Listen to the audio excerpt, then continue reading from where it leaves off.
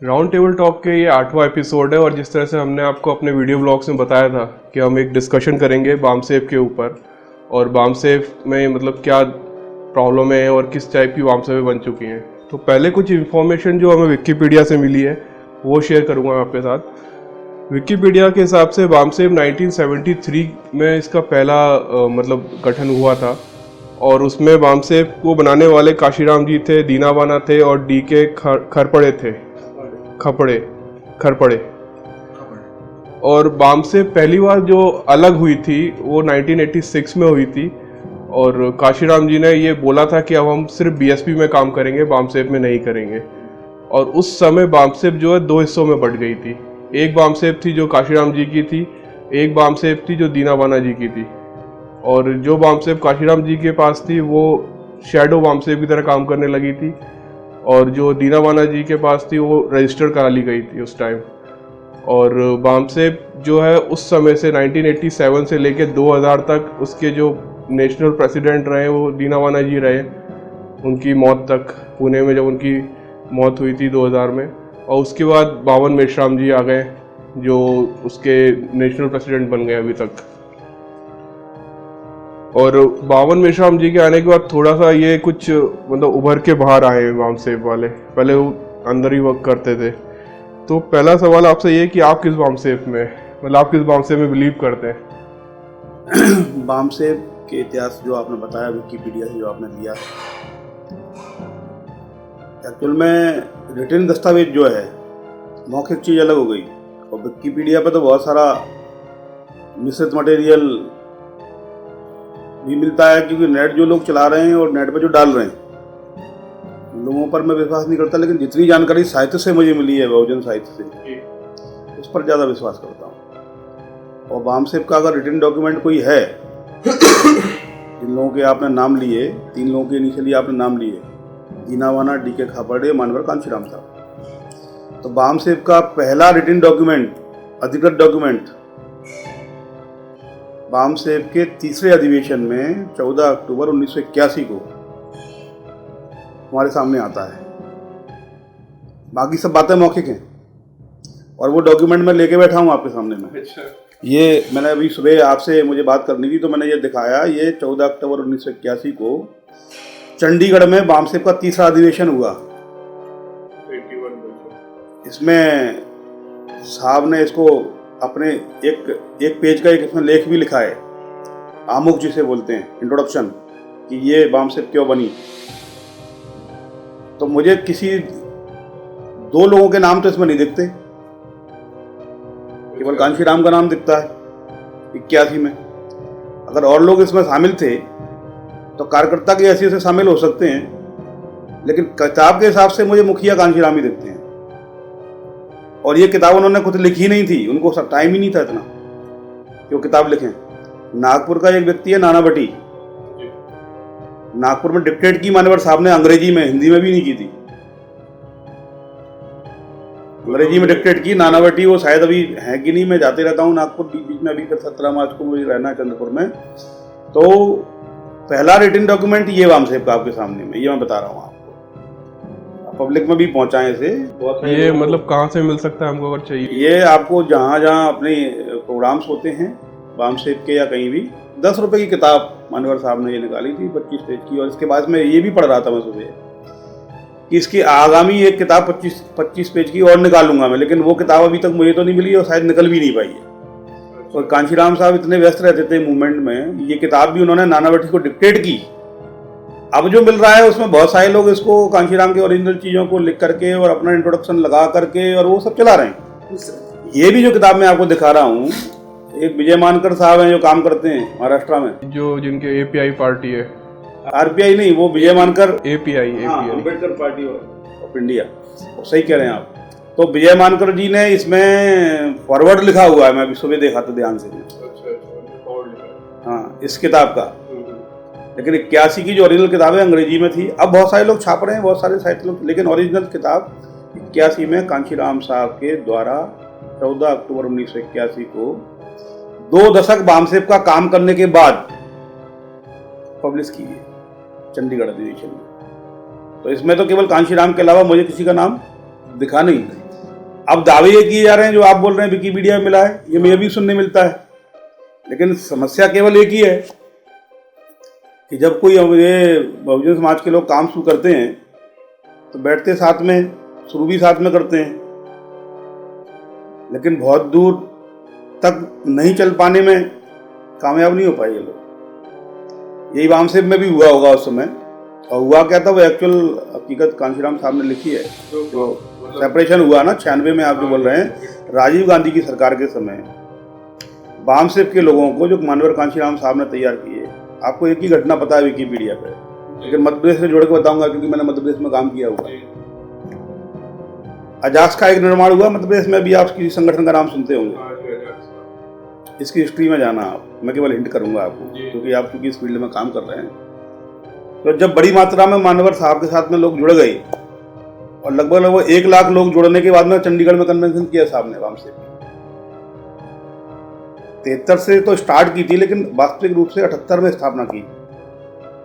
उसमें मतलब एक चीज़ और पूछना चाहूँगा, इसमें बावन विश्राम जी का एक यूट्यूब चैनल है, उसपे उन्होंने 1 घंटे का इंटरव्यू दिया है। A1 चैनल नहीं, हाँ, A1 तो है, उसके बाद उनने एक नया खोल लिया है कि आई सपोर्ट वामसेप करके। उसमें मैं उसको देख रहा, पूरी वीडियोस को मैंने छाना अच्छी तरीके से, एक वीडियो मिला मुझे, उसमें वो एक चैनल को इंटरव्यू दे रहे हैं जिसमें फेसबुक से मतलब मोबाइल से भी वो अपना भी रिकॉर्ड कर रहे थे।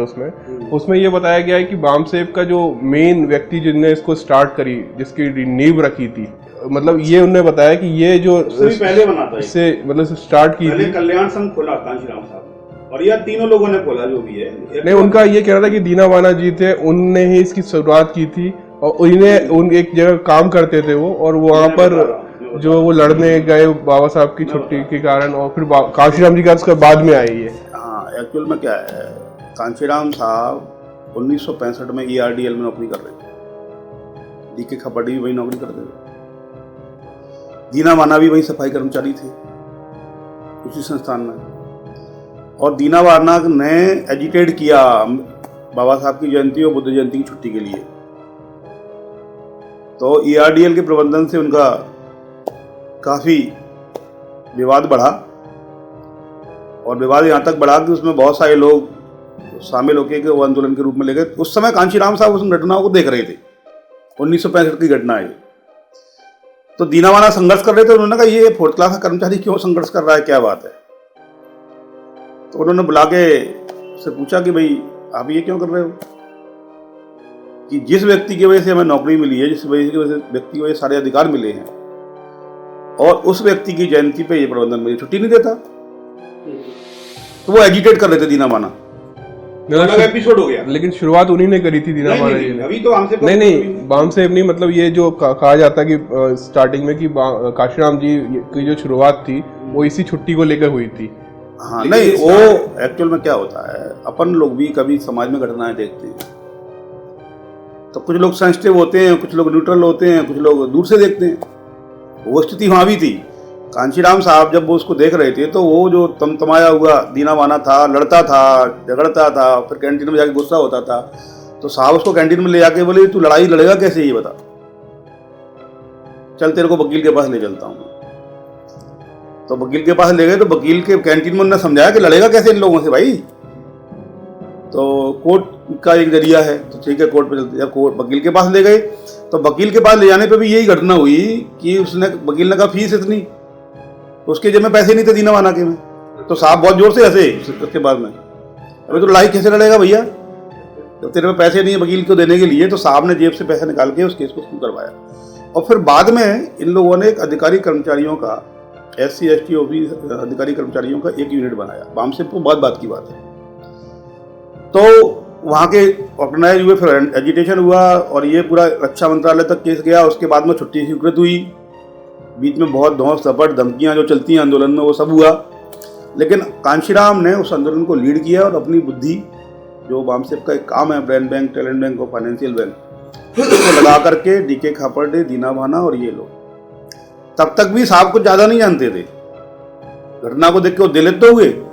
फिर DK खापर्डे ने एक किताब उनको दी।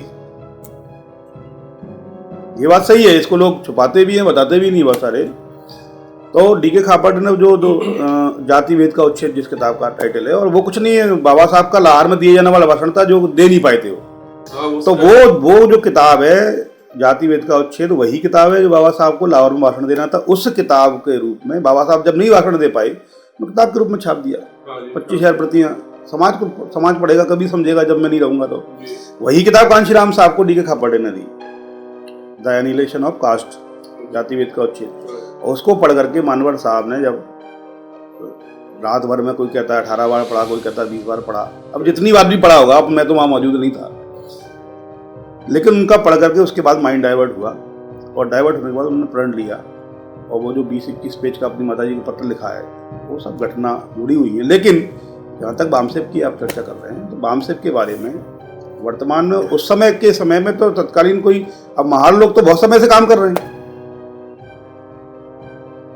महार लोग तो बाबा साहब जिस मतलब क्षेत्रीय जगह से थे, उस क्षेत्र के लोगों को महार कहा जाता है, महाराष्ट्र के लोगों को, तो काम तो कर रहे हैं बहुत समय से। आज भी मैं महाराष्ट्र में जाता हूं तो मैं उनसे कहता हूं, आप वही लोगों के हो सकत नहीं वाले।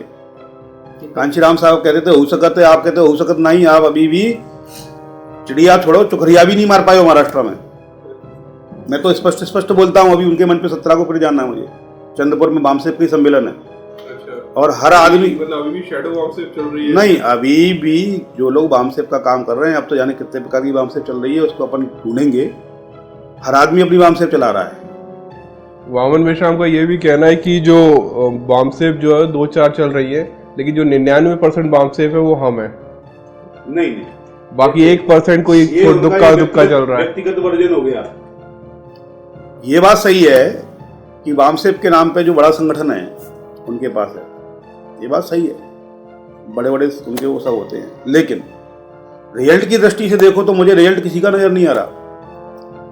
ये जो बौद्धिक वेश्यावृत्ति का जो काम चल रहा है कि बाबा साहब ने ये किया, बाबा साहब ने वो किया, और ऐसा होना चाहिए और वैसा होना चाहिए, लेकिन हकीकत रूप में, प्रैक्टिकली, सैद्धांतिक रूप में तो सब बाबा साहब ने भी वध किया। आज जो बामसेब जितनी भी चल रही हैं, चाहे वो बीएसपी की शैडो बामसेब हो, चाहे ये रजिस्टर्ड बामसेब हो, तो ये तो वो लोग हैं जो राजीव गांधी की सरकार के समय रजिस्ट्रेशन करा लिया था इन्होंने। इसके लिए कांशीराम साहब ने ये लिखा है कि मैंने जिन लोगों को बड़े अथक प्रयास से तैयार किया था, उसमें से कुछ लोग कांग्रेस के द्वारा मैनेज होकर के वो बिक गए। उसी समय अजाक्स भी बना मध्य प्रदेश में। अच्छा। अर्जुन सिंह नाम का कोई व्यक्ति था उस समय मुख्यमंत्री। उसके बाद दिग्विजय सिंह, ये सब तो चला। अजाक्स का जो ओरिजिन है बेसिकली मानवर कांशीराम साहब के आंदोलन को, ये बहुत बड़ी मैं बात कर रहा हूँ, बड़ी प्रतिक्रिया होगी इस पर। नहीं, वो तो, लेकिन हकीकत जो इतिहास, अगर जो हमारे लोग सच्चाई स्वीकार नहीं करते, मैं कोई किसी की बुराई नहीं कर रहा हूँ, लेकिन हकीकत बात है जब आंदोलन कर्मचारियों के द्वारा चलाया हुआ आंदोलन था, लेकिन उसका फीडबैक जो है पहले ही पेज पे बामसेब में लिखा हुआ है। बामसेब की परिभाषा लिखी है, कर्मचारियों द्वारा, कर्मचारियों के लिए नहीं, समाज के लिए चलाया जाने वाला आंदोलन। आज कर्मचारी संगठन में क्या हो रहा है?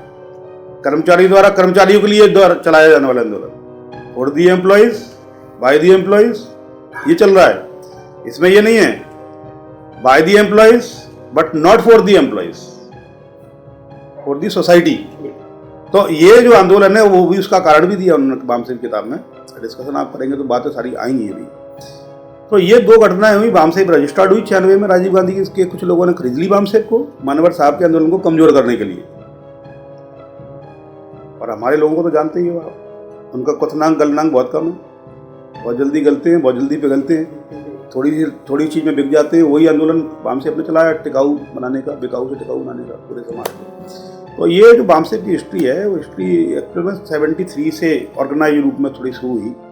मानवर साहब भी जब इस मूवमेंट को समझे और अपना जीवन दांव पर लगाने की उन्होंने सोची और माँ को पत्र लिखा, तो उन्होंने सबसे पहले, भाई कोई भी आदमी, आप भी आज सीखोगे तो जो संगठन चल रहा होगा निश्चित तौर पर उसमें काम करोगे। तो मानवर साहब को जब ये आंदोलन समझ में आया तो उन्होंने भी काम जब शुरू करना स्टार्ट किया, तो आरपीआई के 8-10 टुकड़े थे महाराष्ट्र में। आज भी 50 से 8 टुकड़े। तो कर्मचारियों का पैसा इकट्ठा करके वो दादा साहब गायकवाड़ को दिया करते थे। एक टुकड़ा था जिसके नेतृत्व दादा साहब गायकवाड़ करते थे आरपीआई। उनको लगा कि हाँ ये आदमी ठीक है।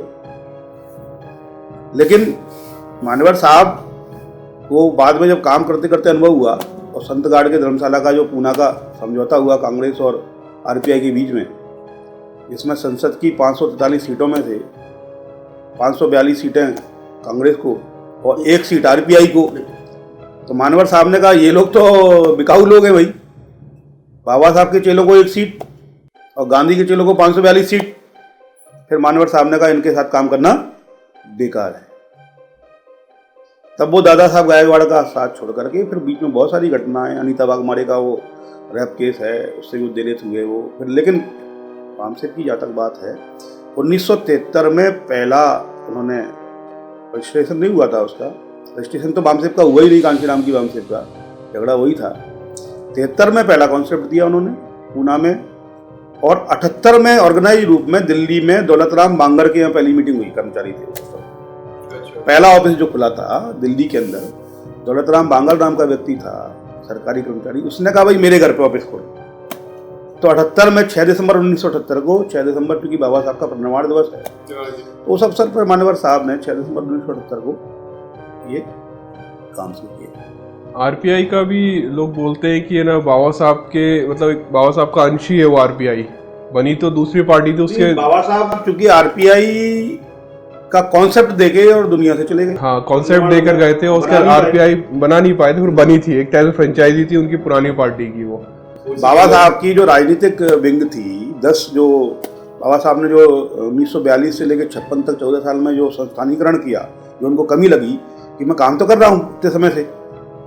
बाबा साहब का काम आपको पता है 1920 से स्टार्ट होता है, जब फॉरेन से आते हैं पढ़ लिख करके, और कोल्हापुर में वो मानगांव में जो सभा होती है साहू जी महाराज कराते हैं, यहाँ घोषणा करते हैं ये आपके नेता हैं। तो बाबा साहब को 1920 से जो 56 तक काम शुरू हुआ है, तो उस अवधि में भी 1942 से 56 तक जो काम किया उन्होंने, वो क्यों चेंज किया उन्होंने कहा कि मैं 1900 भारत सरकार अधिनियम 1919 लागू हुआ, 1935 लागू हुआ, 1943 में आरक्षण की लड़ाई में जीत गया, कर्मचारियों को लाभ मिलने लगा, लोग ऊपर जाने लगे। लेकिन ये पढ़े लिखे लोग उस समाज के काम को करने के लिए तैयार नहीं है, ये तो अपनी तौलों को बनने में लगे हैं। और 18 मार्च 1956 को उन्होंने भाषण भी दिया। तो जब उनको ये लगा कि ये लोग काम के नहीं है, ये तो बड़ी गड़बड़ हो गई। मैं तो सोच रहा था कि एक इंजीनियर, एक डॉक्टर, एक वकील जिस समाज में हो वो समाज बहुत प्रगति कर लेगा। लेकिन यहाँ तो मैंने हजारों डॉक्टर, हजारों इंजीनियर, हजारों वकील बना दिए आरक्षण के प्रावधान से, शिक्षा का अधिकार दे करके। लेकिन मैं देख रहा हूँ काम उल्टा हो रहा है। ये सब चीज जो चली, तो उससे एलाइड वर्ग तो पैदा हुआ SC ST OBC में। अभी अल्पसंख्यक की बात नहीं कर रहा मैं, बामसेब में वो भी आता है। तो एलाइड वर्ग किया, वो अपने परिवार को पालने में लग गया। ये 18 मार्च 1956 को बाबा साहब ने आगरा के रामलीला मैदान में बोला। कांशीराम भी उन्हीं पढ़े लिखे लोगों में था जिनको बाबा साहब ने धिक्कारा था। लेकिन उनको बात समझ में आ गई और ईमानदारी से काम कर दिया उन्होंने, तो रिजल्ट हमारे सामने। इसमें बामसेब का बोला जाता है कि एक जो विकिपीडिया में कि हाँ 1986 में काशीराम जी ने उन्हें छोड़ दिया था बामसेब को। लेकिन ये बोला जाता है वावन मेश्राम जी की तरफ से कि जो बामसेब जो टूटी, ये मायावती के कारण टूटी। ये इसका क्या? ये एक्चुअल में क्या है, ये घटना जो 96 की आप बता रहे हैं, मैं तो विद्यार्थी रहा हूँ उस समय, MSc का पास आउट कर रहा हूँ। लेकिन मैंने जहाँ तक लोगों से पूरे इंडिया में जाकर के मैं जाता हूँ कार्यक्रमों में, मैंने जो देखा है कि आज भी बहुजन आंदोलन के अंदर, चाहे वो बामसेब हो, चाहे कोई राजनीतिक पार्टी BSP हो, चाहे और भी लोग पार्टी चला रहे हों, तो वो जो झगड़ा है ना कि हम लोग जातिवाद से ऊपर नहीं उठ पा रहे हैं। मुझे तो लगता है ये महारों चमारों का ये झगड़ा था, बच्चों की लड़ाई का। मतलब मैं अपने दिमाग से बोल रहा हूँ ये, क्योंकि मैं भी जब महारों में जाता हूँ तो वो लोग ये कहते हैं अरे कांशीराम ने यही सीखा पूना में और हमको ही वो कर दिया। मैंने ना, अगर ये झगड़ा जाति का झगड़ा ना होता, जो कि एक बहुत खराब बीमारी है हमारे समाज के अंदर, बच्चों की लड़ाई, आंदोलन की लड़ाई एक अलग हो गई। आंदोलन की लड़ाई में त्याग के अलावा कुछ नहीं है, और बामसेब में भी त्याग के अलावा कुछ नहीं है, मिलना कुछ नहीं है, आपको देना ही देना है बाबा साहब की तरह। लेकिन हमारे लोग क्या, छोटी सी ईगो में, तो जो मेश्राम जी जो भी काम कर रहे हैं, जागरूकता का काम कर रहे हैं, अच्छी बात है। अगर वो बामसेब का ही काम कर रहे थे तो राजनीतिक पार्टी नहीं बनानी थी उनको। अगर आंदोलन चलाना था आपको, और कांशीराम थे आपका, इसी बात पे कोई बात हुई, मान लीजिए कि कांशीराम साहब ने कहा कि रजिस्ट्रेशन नहीं कराना है, उनका तो ये कहना है रजिस्ट्रेशन कराना, ये भी झगड़ा था। Non political party registered. नहीं, वामसेब के मैनुअल में 3 वो लिखे हुए हैं, नॉन पॉलिटिकल, नॉन एजिटेशनल और नॉन रिलीजियस। उसके पीछे तर्क दिया है साहब की किताब में, इस किताब में तर्क है पीछे कि why non political, why non religious और वाई नॉन एजिटेशनल, गैर राजनीतिक, गैर प्रदर्शनकारी, ठीक है ना, और गैर धार्मिक। इसके पीछे कारण दिया है क्या कि एम्प्लॉई है, एम्प्लॉई पॉलिटिकल गतिविधियों में सिविल सेवा आचार संहिता के हिसाब से भाग नहीं ले सकता, लेकिन सामाजिक आंदोलन में भूमिका निभा सकता है, ये संविधान परमिट करता है। बाबा साहब के संविधान को मानने वाले हम लोग हैं, तो उस कारण से उन्होंने बताया अब जब रजिस्टर्ड करा लोगे आप, रजिस्ट्रेशन तो सरकार के पास ही होता है, कौन कौन लोग काम कर रहे हैं ये भी पता पड़ेगा, क्या गतिविधि ये भी देनी पड़ेगी, पूरी मेंबर लिस्ट रहती है। इसका मतलब क्या हुआ कि हम अपनी इंफॉर्मेशन सरकार को लिखित रूप में देंगे। आरएसएस एक संगठन है, फिर मैं ऐसी बातें बोलता हूँ लोगों को बड़ा जिद्द भी लगता है, आज तक रजिस्ट्रेशन नहीं है। अच्छा, आरएसएस का रजिस्ट्रेशन नहीं है, उनको जरूरत भी क्या पड़ रही है? इस राज्यों में सरकार बना ली, आरएसएस का कोई रजिस्ट्रेशन नहीं है। तो ये सब चीजें बारीक चीजें हैं, और बारीक चीजों को समझने के लिए हमारे लोग तो वहाँ इकट्ठे हो जाते हैं जहाँ बाबा साहब की बात होती है, चाहे वो मेश्राम करे, चाहे वो बहन जी करे, चाहे कोई थर्ड पर्सन करे। तो गांव का आदमी तो बेचारा वो बाबा साहब की चीज़ों को, लेकिन ये निश्चित बात है कि वामसेब के वजह से आज आंदोलन जिस मुकाम पे है, चाहे हमारा राजनीतिक आंदोलन हो, चाहे सामाजिक आंदोलन हो, चाहे धार्मिक आंदोलन हो, वामसेब का जागरूकता करने में बहुत बड़ी भूमिका है। इवन 4 बार की सरकार वामसेब तो अब देखिए वो डाइवर्ट 96 के बाद हुआ है। एक समय था वामसेब का कि जब लोग वामसेब के नाम की मीटिंगें बंद कमरे में छुप करके करते थे, डर करके करते थे। अब तो ओपन कर रहे हैं हम लोग। अभी 28 जनवरी को हमने प्रोग्राम किया ना फूलबाग में, कोली जागृति महासम्मेलन, आपको बता नहीं पाया मैं। तो ये जो ओपन हम आ गए हैं, तो जाति को जमात में बदलने का जो आंदोलन हम लोग चला रहे हैं, अम्बेडकर जमात में बनाने का, तो जो वामसेब तो एक्चुअल में कांशीराम के ही पैटर्न पे काम है, और वामसेब भी के पैटर्न ने बाबा साहब का दिया हुआ जो सिद्धांत था वही वामसेब। कोई मेश्राम की वामसेब और कांशीराम की वामसेब ये भी कहना गलत है मेरे हिसाब से। भाई रास्ता तो महापुरुषों ने बनाया ना। वामन मेश्राम जी कहते हैं कि वो बीएसपी को सपोर्ट नहीं करते बिल्कुल भी। नहीं, अभी उन्होंने एक स्टेटमेंट में पढ़ रहा था, दे रहे थे कि मैं मायावती को सपोर्ट करने तैयार हूँ। उनका ये कहना है मायावती, और मैं इस चीज को रद्द करता हूँ। मेरी 1 मिनट बात सुनिए यार, मैं इस चीज को रद्द करता हूँ। जब आप मायावती को सपोर्ट करने तैयार हो तो उत्तर प्रदेश के चुनाव में चुनाव लड़ने क्यों गए थे बीएमपी वहां? जब आप सपोर्ट कर रहे हो और आप यही मूवमेंट में सीखे हो। नहीं, उनका ये कहना है कि हम बीएसपी को सपोर्ट करेंगे, लेकिन उनको सबसे पहले सतीश मिश्रा को हटाना पड़ेगा और जितने भी ब्राह्मण है बीएसपी में उन सबको हटाना पड़ेगा, कि ये ब्राह्मण समाज पार्टी नहीं है, बहुजन समाज पार्टी है। हम ये कह रहे हैं, ये एक राजनीतिक बात आपने मुझसे पूछ ली, अपन वामसेब पे डिस्कशन के लिए बैठे थे, लेकिन ये राजनीतिक तौर पे बहुत सारे समझौते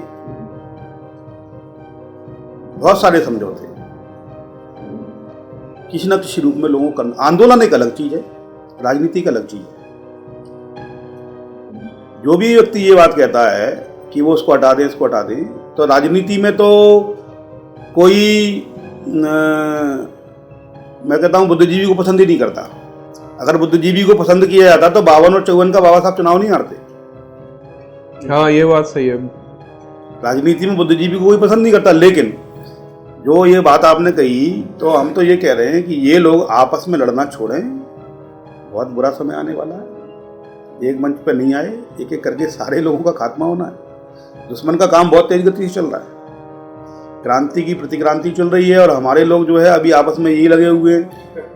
मतलब मैं जहाँ तक समझा हूँ, और निश्चित तौर पर मैं ये कह रहा हूँ कि आज अभी आप वर्तमान परिदृश्य देख लो, ये वामसेब की जागरूकता है कि जिग्नेश जैसा व्यक्ति गुजरात में जाकर के जब उसका नेतृत्व नहीं करेगा तो पब्लिक निकल पड़ती है। अगर ऊना के आंदोलन को जिग्नेश ने लीडरशिप की और आज वो 20,000 वोटों से जीत करके विधायक बन गया, तो ये वामसेब की जागरूकता का भी कारण है। लेकिन लीडर अगर फेल हो रहा है वहां पर, तो नए नए लीडर भी निकल रहे हैं। चाहे वो चंद्रशेखर रावण की बात हो, भीम आर्मी की, और ऐसे हजारों लाखों संगठन के लोग जमीन अब जब चंद्रशेखर रावण का दिल्ली में आंदोलन हुआ तो मैंने देखा लाखों की भीड़ में जंतर मंतर पे कोई बगल लीडर की भीड़ आ रही है। हाँ, ये बहुत बड़ी this is the result of BAMCEF. ये वामसेव का ही रिजल्ट है जागरूकता का काम। जनता जान गई है अम्बेडकरवाद क्या है। नहीं, वो ये यहाँ की वो कौन सी वामसेव, मतलब बीएसपी वाली वामसेव की क्योंकि मेश्राम जी ने साफ एक स्टेटमेंट दिया है कि जिग्नेश मेवानी जो है उसने नौटंकी करके एक वीडियो बनाया जिसमें उसने अपने लोगों को पीटा और उसके बाद ये नौटंकी कर जिग्नेश मेवानी जो है वो वहाँ का विधायक जो है वो बन गए। मतलब ये एक तरीके से पूरा प्रोपेगेंडा था जिग्नेश मेवानी जो। अब ये तो भविष्य के गर्त में पता पड़ेगा। देखो, मैं भी किसी व्यक्ति के बारे में कुछ भी बोल सकता हूँ, लेकिन एक्चुअल बात तो ये है कि मैंने जिग्नेश मेरे साथ कई मीटिंगों में रहा है। पहले मैं विधायक बनने से पहले ही जब सोशल मीटिंग में जाता हूँ एम्प्लॉयज की मीटिंग में, तो जिग्नेश को भी बुलाया। और अभी लेटेस्ट आपने देखा कन्हैया कुमार का किसी ने होली खेलते हुए फोटो डाल दिया फेसबुक पर। मैं देख रहा था कि देखो ये बात ये बोलता है, करता ही है।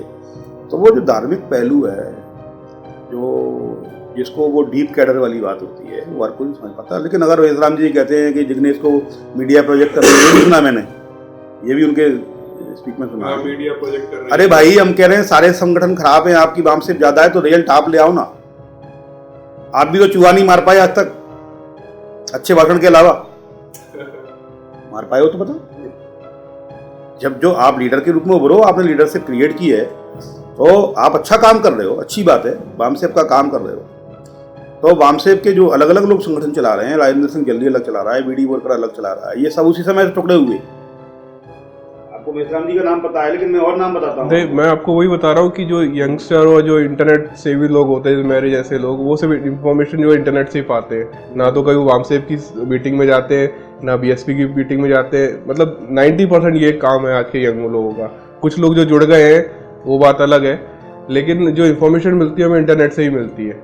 और मैं तो फिर भी जाने लग गया। वैसे अभी वामसेव की मीटिंग हुई थी जिसमें मावन मेश्राम जी आए थे, 16 तारीख को हुई थी, उसमें भी गया था। वहाँ भी मैंने कुछ संभागीय अजाक्स वाले लोगों को भी देखा था जो स्टेज पे बैठे थे, केवी दौरे जी और कुछ लोग थे जो वहाँ पे बैठे हुए थे। ऐसा लग रहा था कि चलो कुछ टाई अप हो रहा है शायद इनका। आप उनका पर्चा पढ़ना कभी।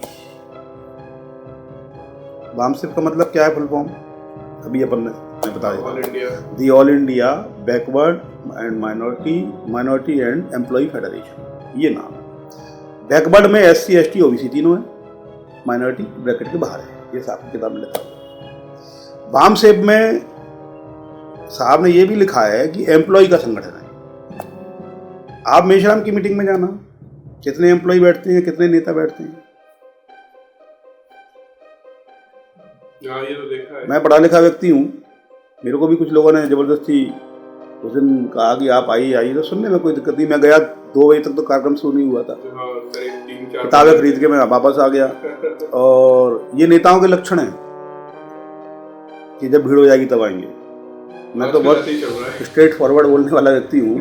वामसेव में तो भाई हमारे 10 लोग आ गए 10 को समझाते हैं, 20 आ गए 20 को समझाते हैं, उसमें भीड़ का इंतजार नहीं किया जाता है। 11 बजे का समय दे करके ये डिसिप्लिन नहीं सिखाया हमको। लेकिन जहाँ तक देखो मैं बताऊँ आपको, कोई कुछ भी कहे, वो अपने उसका मुंह है, कुछ भी बोल सकता है, उसकी जुबान है। लेकिन कांशीराम की हाइट पे अभी कोई नहीं खड़ा बाबा साहब के बाद। देहरादून से चल के जो पूना की यात्रा है उनकी, जिस दिन बाबा साहब का परिनिर्वाण हुआ 6 दिसंबर 1956 को, उस दिन बाबा साहब का नाम जानते थे, बाबा साहब की गतिविधियों के बारे में कुछ नहीं जानते थे कांशीराम। लेकिन उन्हीं का रूम पार्टनर मिस्टर गैनी, जिस दिन परिनिर्वाण के दिन वो फूट फूट करके रो रहा था और आंसू उसके रुक नहीं रहे थे, तो बाबा साहब के बारे में वो पूछ रहे थे कि कौन व्यक्ति ऐसा भाई चला गया आपकी बीच से रो रहे हो, कांशीराम साहब 56 में। अरे बोले हमारा मसीहा नहीं रहा। अरे कौन था तुम्हारा मसीहा? ये 56 की घटना बता रहा हूँ मैं आपको। और 56 और 65 में 9 साल का डिफरेंस है। 65 में ERDL ऐतिहासिक घटना के रूप में उनको वहाँ ले जाते हैं, जॉब करते हैं, वहाँ सीखते हैं, महाराव में करते हैं काम और नौकरी में से करके। तो ये जो सारा डेवलपमेंट है, तो मेरे हिसाब से कांशीराम साहब के लिए मैं एक ही शब्द बार बार बोलता हूँ, हर जगह बोलता हूँ,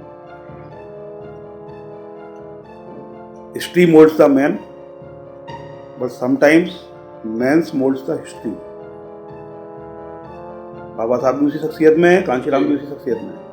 अगर आज भारत की राजनीति में गठबंधन की सरकारें बन रही हैं तो ये कांशीराम साहब की ही देन है, लेकिन फार्मूला बाबा साहब का है।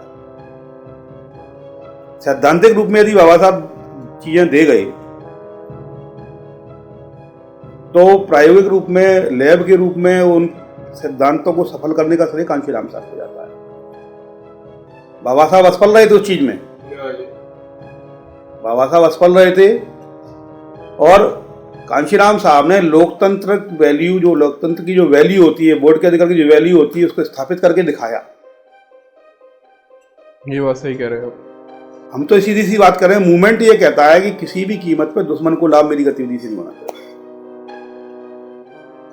और वामसेब के लोगों को खास करके, बामन मेश्राम के यहाँ जो पैटर्न है और कांशीराम की वामसेब के पैटर्न है, उसमें अंतर बता दूंगा आपको। उनके यहाँ पेड वर्कर्स काम करते हैं, फुल टाइमर्स, जिसको 5,000 रुपए देते हैं। हमारा समाज तो इतना धनवान नहीं है, लेकिन कांशीराम की वामसेब में किसी को 5,000 रुपए नहीं दिए जाते, खुद लगाते हैं। उसमें त्याग करना सिखाया जाता है, टाइम टैलेंट ट्रेजडी का। शिक्षित कर्मचारियों को लिए इसीलिए कि आपको अपने वेतन का, बाबा साहब के हिसाब से अपने वेतन का 5% समाज का बनता है, उसको देना है। ये बाबा साहब का कोटेशन है। आजकल एक चीज और देखने में आ रही है कि आजकल हर कोई काशीराम जी की जो तरीका वो फॉलो करने की कोशिश कर रहे हैं, मतलब ऐसा अच्छे तरीके से नहीं। अब आप बड़ा कौन हुआ? अब आपने ही आंसर दे दिया। मैं जो कहता हूँ बात आपने दे दी कि जो भी आदमी संगठन बनाता है तो एक वामसेब बनाता है, एक पॉलिटिकल पार्टी बनाता है, बनाता है कि नहीं बनाता है? अब समाज में एम्प्लॉय तो वही है पूरा, समाज में एम्प्लॉय तो वही है पूरा। तो वो एम्प्लॉय जो अधकचरा है, हाफ हार्टेड अम्बेडकर है, वो बामन मेश्राम की में भी जाता है। आपने देखा होगा उस दिन अभी जो कार्यक्रम की, वही लोग बीएसपी की वामसेब में भी मिलते हैं, वही लोग अजाक्स की मीटिंग में भी मिलते हैं हमको, वही लोग धम्म का कोई प्रोग्राम होता है वहां भी मिलते हैं हमको। तो उन लोगों के लिए मेरा एक मैसेज है, पहले आंदोलन को समझें और आंदोलन कौन सही दिशा में चला रहा है उससे जुड़ें। हमारा भी ये वीडियो बनाने का यही मकसद था कि एक्चुअल में मतलब हमने हर जगह जाते हैं, लेकिन कौन सही व्यक्ति है, कहाँ हमें जाना चाहिए, वो चीज लोग। ये बुद्ध के आंदोलन से आप एक चीज सीखोगे कि तर्क से हमको खुद ही अपने दिमाग से निर्णय लेना पड़ेगा, और दिमाग को पहले उतना डेवलप करना पड़ेगा। अपदीपो भव। हाँ, अपदीपो भव। और संत कबीर ने भी बोला इस पर, बाबा साहब ने भी बोला, कांशीराम साहब ने भी बोला। लेकिन अभी जो स्थितियां हैं कि सामाजिक जागृति तो हुई, मैं जिस बात की कह रहा था अभी बीच में छूट गई वो बात। बाबा साहब ने जब कभी ढूंढी अपने आंदोलन में कि मुझसे कहाँ गलती हो रही कि मैं सफल नहीं हो पा रहा, तो ये बात उनको 1942 में समझ में आई। और जब समझ में आई तो उन्होंने इंस्टीट्यूट्स बनाना शुरू किए। मतलब विचार तो दे दिया, संस्थानीकरण नहीं हो पाया। और आज भी जो कमी है, संस्थानीकरण की कमी है। मतलब आज देखिए आप कि देश के अंदर जितने संगठन चल रहे हैं उनमें एक सामाजिक संगठन है, एक राजनीतिक संगठन है, एक धर्म का, एक सेटअप है।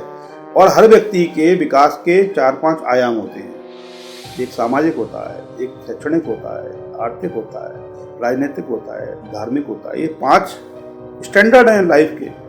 और 5 स्टैंडर्ड में से हमारे जो बहुजन समाज की स्थिति है वो बाबा साहब के वजह से सामाजिक स्थिति में कुछ थोड़ा सा, आर्थिक और सामाजिक में थोड़ा सा परिवर्तन हुआ है आरक्षण मिलने के बाद। राजनीतिक रूप से तो हम लोग उतनी समझ, उतनी डेवलपमेंट नहीं कर पाए जितनी होना चाहिए। थोड़ा सा आगे चलते हैं, हमारा इंजन फेल हो जाता है। इंजन फेल होने समझ रहे ना मेरी बात? इंजन मतलब हमारा जो लीडर है।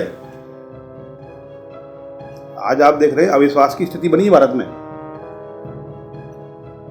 एक वैक्यूम पैदा हो गया। कांशीराम साहब ने जिस वैक्यूम को भरा था बाबा साहब के जाने के 10 साल बाद में, उसमें 40 साल लगाए। आज फिर वैक्यूम हमारे सामने दिख रहा है। आज हम अपने आप पे ही प्रश्न कर रहे हैं, अपने नेता से ही प्रश्न कर रहे हैं, नहीं करते। मतलब कहीं ना कहीं ऐसा लगता है आपको कि मायावती उतना मतलब उस लेवल तक नहीं खड़ी हो पाई है, या फिर निश्चित तौर पे जो ताकत काशीराम जी फूंक कर गए थे वो कहीं ना कहीं खत्म होने लग गई है अब। निश्चित तौर पे। खैर बहन जी को मैं तो दोष नहीं दूंगा। कई बार ये भी होता है कि देखो, मैं एग्जाम्पल मैं ये मानता हूँ कि जब बाबा साहब काम करते थे तो उन्होंने एक बार कहा था, एक बार वो ये बोले थे कि मुझे चिंता इस आंदोलन की है कि मेरे जाने के बाद इस आंदोलन क्या होगा। पूरे सामियाने में एक तंबू हूँ मैं, जिस तंबू को ताने खड़ा हूँ, और मेरे तंबू के जाने के बाद में ये सामियाना धराशायी हो जाएगा, क्योंकि मैं एक बालक ऐसा नहीं ढूंढ पा रहा हूँ कि इस आंदोलन की बागडोर उसके हाथ में दे जाए। तो पूरी तौर पे दोष बहन जी को देना, अपनी कमियों को छुपाना, दूसरे की तरफ दोष हम जब दें जब हम कितना काम कर रहे हैं। कई बार ऐसा होता था कि ऊपर बैठे जो लोग होते हैं, जो लीडर होता है, उसके पास लोग नहीं होते, किससे काम ले, जिनसे काम ले रहा है वो खड़ा नहीं उतर पा रहा, विश्वास तो करना पड़ेगा किसी ने। तो यहाँ पर भी मध्य प्रदेश में आप देख लो, जो राजनीतिक आंदोलन अपना चल रहा था, उसमें से आज हम जिस स्थिति में, उस स्थिति वो सबके सामने, मैं कोई कमेंट नहीं करूँगा, क्योंकि मैं राजनीतिक व्यक्ति नहीं हूँ, सामाजिक व्यक्ति हूँ, मुझे कमेंट करने का अधिकार भी नहीं है, लेकिन सोशल थिंकर के नाते मैं उस पर अपनी बात रख सकता हूँ। और लोग बहन जी को दोष दे रहे हैं, मैं तो ये कह रहा हूँ कि बहन जी तो मध्य प्रदेश में आपसे कहने नहीं आती कि वोट मत दो। वोट देने वाले लोग कौन है? समाज को तैयार करने वाले कौन लोग हैं? वो तो 2 बार 3 बार आती है मेरे ख्याल से पूरे 5 साल में, और जिस आदमी को निकाल दिया जाए तो वही कहता है कि बहन जी खराब है, निकलने के पहले नहीं कहता खराब है। 2003 के आसपास जो बरैया जी थे, जिनकी थोड़ी ऐसी लगा था मध्य प्रदेश में अच्छी पैठ बन गई है, और उस टाइम फिर ऐसा मतलब कुछ विवाद हो गया था मायावती जी के साथ, तो उनको हटा दिया गया। उसके बाद बीएसपी के हाथ यहाँ बहुत बुरी होने लग गई। तो क्या कारण है, मतलब जब कोई ताकत बन रही थी तो उसको क्यों हटाया गया फिर? हाँ, ये भी राजनीतिक प्रश्न है आपका, लेकिन सोशल मूवमेंट की दृष्टि से हम देखें कि मैंने आपसे शुरू में ही कहा, कोई भी व्यक्ति अपने से बड़े कद के आदमी को पसंद नहीं करता। ये सारे के सारे प्रोडक्ट कांशीराम स्कूल के प्रोडक्ट है, चाहे बरैया जी हो, चाहे बहन जी हो।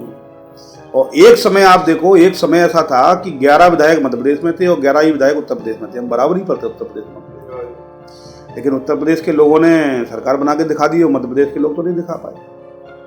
तो 2003 के घटनाक्रम के बारे में जो आप जानना चाह रहे हैं, उस समय इस मूवमेंट से मैं इतना नहीं जुड़ा था, लेकिन मुझे ऐसा लगता है कि मध्य प्रदेश में लीडरशिप को क्रश भी किया गया है। ये बुद्धिजीवी, कोई चीज बरसों में बनती है, और वास्तव में एक ऐसे समय लीडरशिप थी वो उस समय कि अगर प्रशासन को कोई डिसीजन लेना पड़ता था तो बीएसपी के लोगों को फोन करता था कलेक्टर और एसपी कि भाई इस आदमी का क्या करना है। लेकिन आज हम देख रहे हैं कि हमारे लोगों के साथ में फिर वही अन्य अत्याचार। तो एक पॉलिटिकल शक्ति कमजोर होने के पीछे कारण क्या है कि बहन जी भी, मतलब जो बात, सही बात तो ये है कि जो बहुजन समाज का परिवार जो साहब बनाए थे, जो बहुजन समाज कहने की बात है, प्रैक्टिकली अभी तक हम एक तो संगठित बहुजन समाज की बात करता हूँ, बहुजन समाज भी नहीं, संगठित बहुजन समाज, तो उसको बनाने में नाकामयाब रहे। और 2003 के आंदोलन की कमजोरी के बाद मैंने कहा ना, जैसे ही आदमी लड़ा तो उसने कहा कि भाई अंजुल बमरौलिया जी से मैं अलग हो गया, तो आज से अंजुल मेरा दुश्मन है या मान सिंह जी मेरे, ये भावना भी अच्छी नहीं है। आपको किसी व्यक्ति ने आंदोलन से तो नहीं भगाया, पार्टी से भगाया, फिर आपके निर्णय भी कैसे रहे? मान लीजिए किसी ने मध्य प्रदेश में लीडरशिप को क्रश किया इस भय से कि कोई कॉम्पिटिटर ना बने, आपका क्या काम था? आपका ये काम था कि आप उस आंदोलन की बागडोर अपने हाथ में लेते। आप तो लीडर थे उस समय, आप अपने भय के कारण से कभी रामविलास पासवान के साथ गए, और सबसे बड़ी बात यह कि आपकी बुद्धि पे तरस आता है मानवर साहब के साथ रहे लोगों कि आप दुश्मन के पक्ष पाले में जाके बैठ गए। एक बार तो अभी मैं एक मीटिंग कर रहा था कहीं पर, किसी नगर साहब हम उनके साथ वहां चले गए थे दुश्मन के पक्ष में। जब से हम वहीं पे ही हैं, वो तो भाग आए, क्योंकि दुश्मन तो पट्टा डाल के हमें ले जाना ही चाहता है। इसका मतलब हमें कहीं ना कहीं समझ की कमी है। मेरे जैसे व्यक्ति को, मैं अपनी बात करता हूँ कि मैं नौकरी में हूँ, जब तक आंदोलन का काम कर रहा हूँ, आप सब लोग देखते हैं, समझते हैं चीजों को, तो कम से कम ऐसा कभी नहीं होगा कि मैं दुश्मन के पक्ष में जाके बैठ जाऊंगा। बाबा साहब के आंदोलन में किसी भी शाखा में रह सकता हूं, लेकिन दुश्मन के घर में जाके बैठ जाऊंगा। तो ये कमी के कारण से जो बरैया जी का समाज पे विश्वास कम हुआ, आज वही लोग जो उनको चाहने वाले लोग थे वो क्रिटिसाइज करते हैं। और दूसरी बात क्या है, अंधे भक्त भी हमारे बहुत सारे लोग, मेरे पास भी बहुत सारे फोन आते हैं तो वर्तमान समय में जो वास्तव में आवश्यकता है ना, बरैया जी अपने अस्तित्व खत्म करें, ना बहन जी अपने अस्तित्व खत्म करें। जो इस बामसेब की किताब में भी लिखा हुआ है कि जब हमारा कॉमन मिनिमम प्रोग्राम क्यों नहीं बन सकता भाई। जब पूना की संत गाड़गे धर्मशाला में कम्युनिस्ट, कांग्रेसी, बीजेपी, जितने भी मनुवादी संगठन हैं, उनके सारे लोग इकट्ठा होकर के ये प्लानिंग कर सकते हैं कि भारत में ब्राह्मणवाद को कैसे कायम रखा जाए, तो बहुजन समाज के सारे संगठन मिलकर के कॉमन मिनिमम प्रोग्राम क्यों नहीं बना सकते। अभी हमने लेटेस्ट नागपुर में कॉन्सेप्ट दिया, सामाजिक और राजनीतिक संगठनों का प्रोग्राम था। अभी मैं अक्टूबर कब गया था उधर, तो हमने 20 संगठनों को एक जगह पे लाए। अच्छा, 20 संगठन को, और एक कॉन्सेप्ट दिया हम लोगों ने, नेशनल बहुजन अलायंस। नेशनल बहुजन अलायंस। अभी लखनऊ में गया, मैंने वहां भी बोला, जब यूपीए हो सकता है देश में, एनडीए हो सकता है, तो एनबीए क्यों नहीं हो सकता भाई। नेशनल बहुजन अलायंस के लोग, उसमें बरैया जी भी रहे, उसमें और लोग भी रहे, और अपनी क्षमता के हिसाब से रहे। आप बड़े क्षेत्र में काम, लेकिन अगर आप अलग अलग करोगे तो निश्चित तौर पर दुश्मन को लाभ होने वाला है। जितने टुकड़े हमारे समाज के होंगे, जो भारत की जाति व्यवस्था के कारण से तो भारत की दुर्गति हो रही है, तो जैसे ही बहुजन समाज के हम हर जो सामंतवाद एक शब्द आता है, फ्यूडलिस्टिक स्ट्रक्चर जो मध्य भारत में था, तो उसमें भारत पर राज्य विदेशी क्यों कामयाब कर पाए, क्योंकि छोटे छोटे टुकड़े थे। बगल वाला पिट रहा है, मुझे मतलब नहीं है। एक राजा के किले पे कब्जा हो गया, ठीक है, अगली बार तुम्हारे पे भी होना। यही बहुजन समाज की स्थिति आज बनी हुई है। तो जब तक इंटीग्रिटी में इस आंदोलन को हम चलाएंगे, एक साथ मोबिलाइज नहीं होंगे, और उसमें सबसे बढ़िया है कि कोई भी आदमी अपने संगठन को खत्म करना नहीं चाहता आज की स्थिति में, तो भैया मत करो, एक साथ बैठो, कॉमन मिनिमम प्रोग्राम बनाओ, मूवमेंट को चलाओ, और कॉमन मिनिमम प्रोग्राम में जो बड़ा लीडर है वो बड़ी भूमिका में आ जाए। अगर मान लो अंजुल बमरोलिया किसी एक सीट पे अपना दखल रखते हैं, तो अंजुल बमरोलिया को उस एक सीट पे फ्री छोड़ दो। 230 में से कोई 10 सीट पे ले सकता है तो 10 सीट पे काम करें। लेकिन हमारे लोग साथ बैठने ही तैयार नहीं है। बुद्ध के संघ का यही नियम पालन करने के लिए तैयार नहीं है, संगम शरणम गच्छामि, मतलब साथ में बैठते ही नहीं है। साथ में बैठेंगे तो चर्चा करेंगे, बुद्ध का यही नियम था। क्या कभी आप साथ में बैठते हैं? क्या कभी आप चर्चा करते हैं? पहली बात तो साथ में ही नहीं बैठते, चर्चा की बात तो बहुत बात। वामसेब भी जो है वो बुद्ध को नहीं मानती, ऐसा मुझे लगता है। नहीं, एक्चुअल में क्या है, वामसेब के लोग बुद्ध को बहुत सारे लोग धार्मिक व्यक्ति समझते हैं, हाँ, जो कि नहीं है। जबकि बुद्ध की क्रांति, अगर बुद्ध ने क्रांति नहीं की होती तो सम्राट अशोक का शासन नहीं आया होता। मैंने आपसे बार बार कहा कि सामाजिक क्रांति के नायक अलग हैं, राजनीतिक क्रांति के नायक अलग हैं। और बाबा साहब के हिसाब से जो कोटेशन है, political revolution can not succeed without social revolution. अब हमारे लोग क्या करते हैं, पहली सीढ़ी की अपेक्षा पहले 100वीं सीढ़ी पे जाते हैं, तो फिर हाथ पैर टूटते हैं और उनका कंज्यूमर बन जाता है। राजनीतिक सीढ़ी पे भी जाना है, लेकिन सामाजिक तैयारी के साथ। वामसेब का ये जो काम था वो सामाजिक तैयारी का ही काम था।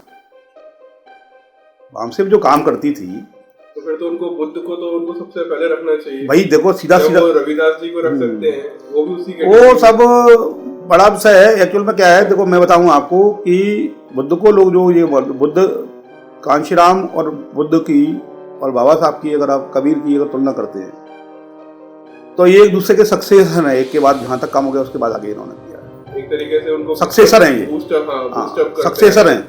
और कांशीराम साहब हमेशा ये कहते थे कि मैं अपना बुद्धि नहीं लगाता हूं, महापुरुषों ने ऑलरेडी रास्ता बनाया हुआ, उस रास्ते पर चलता हूं।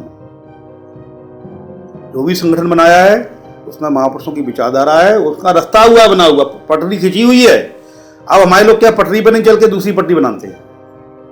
कांशीराम ने अलग पटरी नहीं बनाई, कांशीराम ने विचारधारा वही बनाई।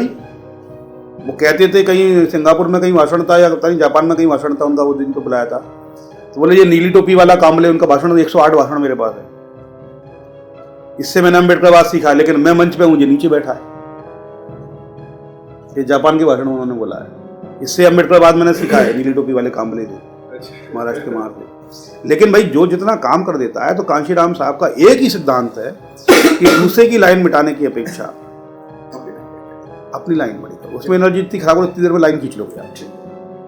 तो मेरा साथ आपसे यही कहना है कि जो वामसेब के बारे में जो भ्रांतियां हैं और जो अलग अलग जो लोग चल रहे हैं, तो ये लोग सब अपने अपने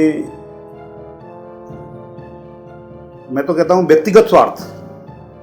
आज भारत में जो स्थिति है बहुजन मूवमेंट की, ये लोग अगर ऐसे स्वार्थ में रहे, इनका कुछ नहीं बिगड़ रहा, ये ऊपर वाले लोग हैं। लेकिन गांव के चौपाल पर जो आदमी पिटता है, जो अम्बेडकर आदमी के साथ हाल हो रहा है, चाहे वो मुस्लिम भाई का हो रहा हो, चाहे SC ST OBC का हो रहा हो, OBC में तो इतनी जागरूकता नहीं है और अब बढ़ रही है OBC को टारगेट में लेकर के। तो जो लोग भी वामसेप को चला रहे हैं और अच्छा काम करने का प्रयास कर रहे हैं, रिजल्ट उनका भीड़ के रूप में तो दिखता है, लेकिन प्रैक्टिकल रिजल्ट भीड़ तो सभी इकट्ठी कर लेते हैं, जिनके भी आप प्रोग्राम में जाओ आपको। नहीं, मुझे लोग ये जवाब बनाते हैं कि आप एक बार मेहराम जी के प्रोग्राम में चलो। मैंने कि यार मैं सीखा हुआ व्यक्ति, मुझे क्या पढ़ाओगे आप? मैं दुश्मन का साथ नहीं दे रहा, लेकिन बहुत सारे लोग जो वहां बैठते हैं दुश्मन का साथ दे रहे हैं।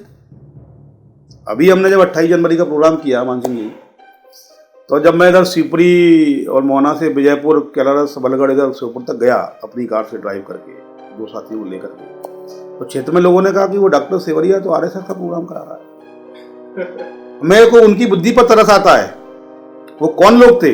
वो बामन मेहराम की वामसेप के लोग थे। मैं आपके माध्यम से ये बात भी पहुंचाना चाहता हूँ। अच्छा।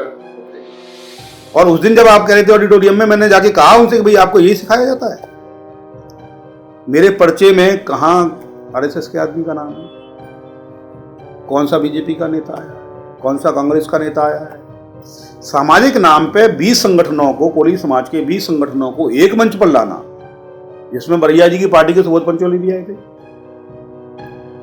तो मैंने उनको ये कहा कि मैं तो एक इंटीग्रिटी का काम कर रहा हूं जो होना चाहिए। ऐसा ही काम मैंने मंच से लास्ट में जब मुझे 5 मिनट मिले, मैंने बोला भी कि ऐसा ही सम्मेलन शेड्यूल कास्ट का भी होना चाहिए, ऐसा ही सम्मेलन बहुजन समाज का भी होना चाहिए, राजनीति से परे। मतलब एक जो आपने कॉन्सेप्ट दिया नेशनल बहुजन अलायंस जी, अब इसके ऊपर मतलब हम सबको काम करना चाहिए इस चीज पे कि और कोई वो तरीका नहीं है, बचा ही नहीं है। उसके अलावा कोई आखिरी कंक्लूजन क्या है, मतलब कि अब ओवरऑल मतलब यही निकलता है कि जो सबको मिल जाना चाहिए एक साथ, या कुछ और आखिरी में क्या बोलना चाहेंगे? मैं यही कहना चाहूँगा अपने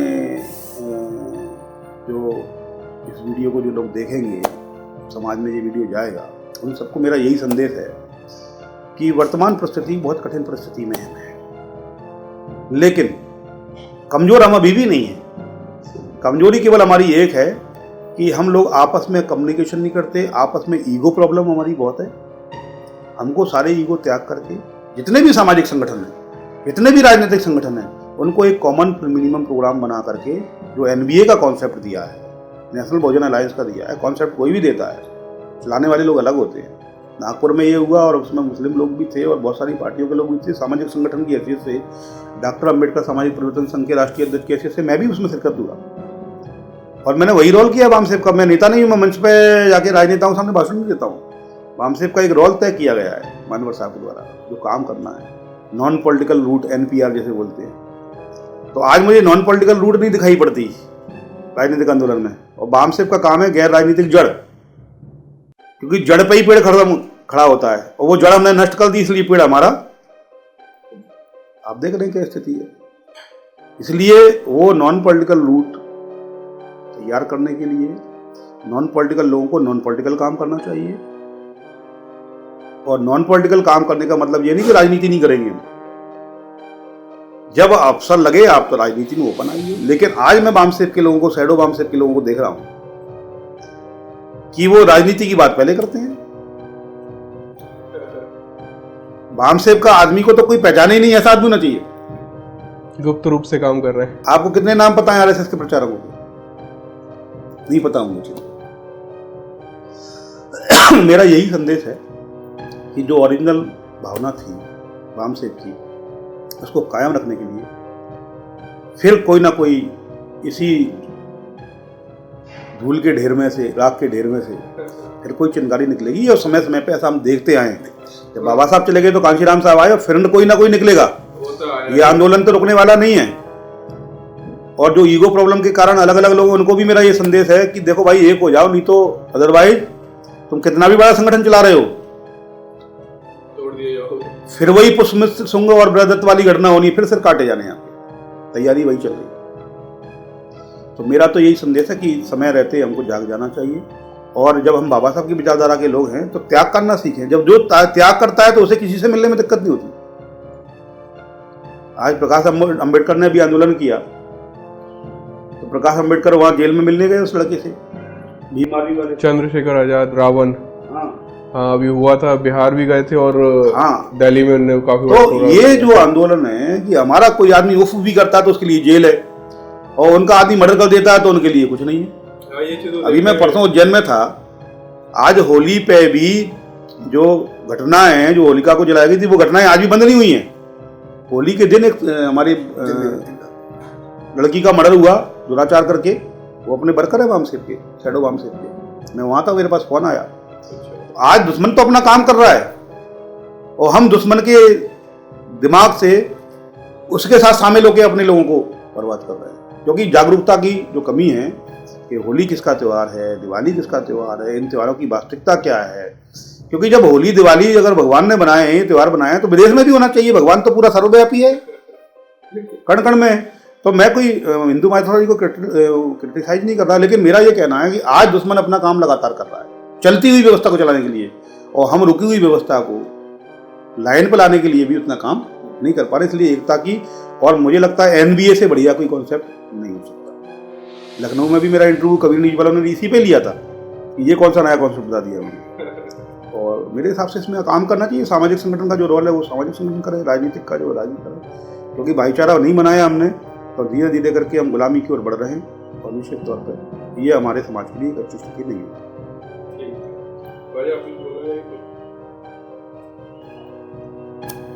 यही कहना चाहूँगा अंत में कि जो लोग भी जिस स्टेज पे काम कर रहे हैं, सामाजिक हितों को ध्यान में रखते हुए, जैसा कि हमारे डॉक्टर विनोद सेवरिया जी ने ये आह्वान किया कि सभी लोगों को अपने छोटे छोटे मतभेदों को त्याग कर समाज की तरफ देखना चाहिए।